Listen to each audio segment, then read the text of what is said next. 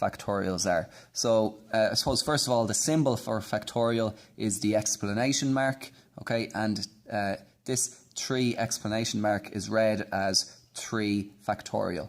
And what does that mean? 3 factorial means 3 multiplied by 2 multiplied by 1. And 3 by 2 is 6, by 1 is still 6. So 3 factorial is equal to 6. 4 factorial then would be 4 all the way down to 1. So it's 4 multiplied by 3 multiplied by 2 multiplied by 1.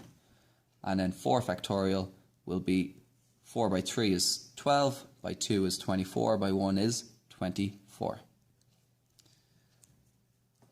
I'm going to skip a few and go all the way up to 9 factorial. So that will be 9 multiplied by 8 multiplied by 7 multiplied by 6 multiplied by 5 multiplied by 4 multiplied by 3 multiplied by 2 multiplied by 1.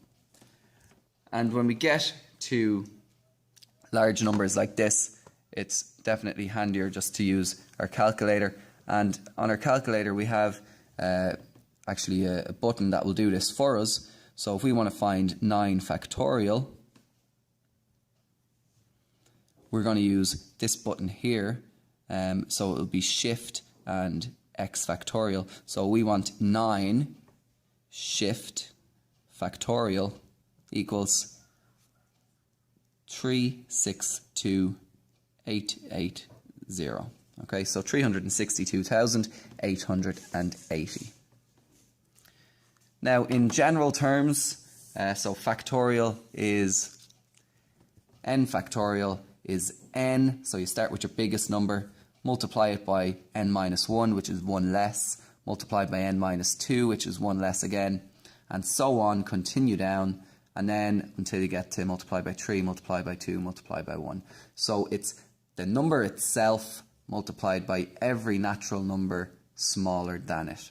You go down all the way as far as 1.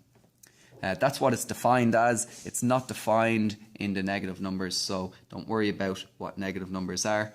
But we do define 0 factorial, and here is how we define it at the moment. You might think that 0 factorial is 0, but let's have a look and see what it actually is.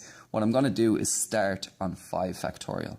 So 5 factorial is 5 by 4 by 3 by 2 by 1. That works out to be 120.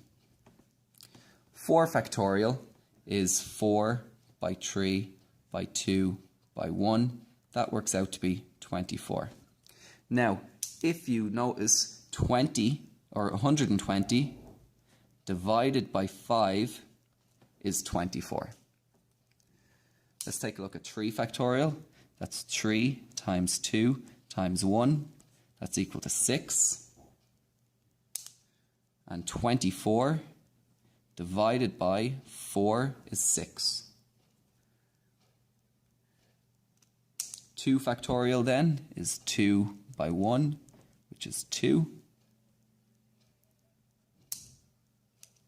And 6 divided by 3 is 2. 1 factorial is then just 1. 2 divided by 2 is 1. So if we continue this on, 0 factorial, I don't know what it is at the moment, but if we do 1, we divide by 1 this time. So we've divided by 5 up here, by 4 up here, by 3 here, by 2 here. So I'll divide by 1 here following that pattern. 1 divided by 1 is 1. So that means 0 factorial is equal to 1. So that does come up sometimes. You'll come across 0 factorial in a question and you just define it as 1. Like I said, we don't go into negative numbers in factorials. We only look at positive numbers.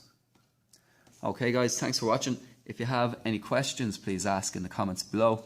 And tune into the next video in this series, which will be arranging objects, which is our NPR.